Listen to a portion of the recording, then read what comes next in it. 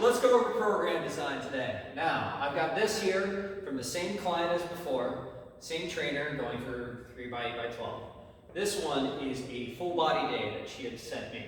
And I noticed a few things about it. One, the first two circuits there are definitely heavily back and shoulders for sure. The first set you might, or the first circuit you might get through it and be okay, but then that second one you're just going to destroy yourself with it. The second thing I noticed was in Superband Good Mornings. There doesn't seem to be enough leg work here, and I'm not really feeling that, especially since that's not. I'm not going to say it's bad exercise, but it's not exactly. You're not putting a lot of weight behind it. There's not a lot of force production behind it, so it's before the sumo squat. I'd rather have that flipped, and then you've got push-ups and dumbbell thruster.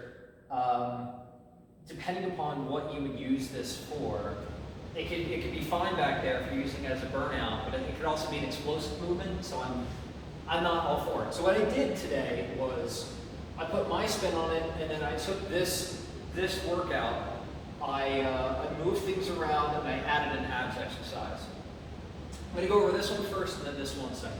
Now here I did my usual goblets, pull-ups, planks. The goblets 10, 8, 5 to really work on something a little bit heavier at the end, focusing on going to failure on that last one. The pull-ups, what I would want with this program is the first two sets going to 2 to 3 reps before failure, reps in reserve, and then the last one AMRAP, just end it right there, and then planks of course, maybe with some perturbations. The second one, RDLs, because I wasn't a big fan of the Superband Good Morning. So you have a little bit more of a weighted hinge pattern there, followed by some incline push-ups. I already had this client doing some fairly heavy upper body stuff, so I wanted to focus more on something a little bit lighter for this specific workout, and then side planks. And on the last one, Aussies, so you have a horizontal pull, fire hydrants for a bit more of some glute med and external rotation, and lateral raises to end it off. I believe I'll have to go back through these programs again. I believe if I go back through it, I'll see that the shoulder work that I have is fairly balanced. Remember in the last video I mentioned about balancing out anterior, medial, and posterior deltoid work, how it doesn't exactly happen a whole lot. And it's a good thing to look out for. Now with this, I took all of the exercises from this, I swapped them around to where I would be more comfortable with how this program is done. So you're not burning out muscles before you have a chance to really push them. That way you can maximize force production on everything and get an overall better workout. So I swapped the dumbbell thrusters up to first. Now remember what I said earlier about this. You can either have that as what I'm thinking here, an explosive movement, or at the end as a burnout. So it doesn't necessarily have to be there. Then wide grip lat pull down and push-ups. So you're using different muscle groups there. You're not exhausting the lat pull down with something else.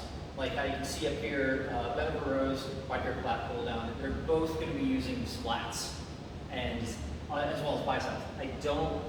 I don't exactly want to focus on that. I want to make sure that you're saving some energy of your muscles for later in the workout. Now with this, I put dumbbell sumo squats with an upright row, and abs pretty self-explanatory, very different muscle groups there. With the abs, I want to make a point that for this, I don't necessarily want to do planks with this workout, especially with the upright rows right there.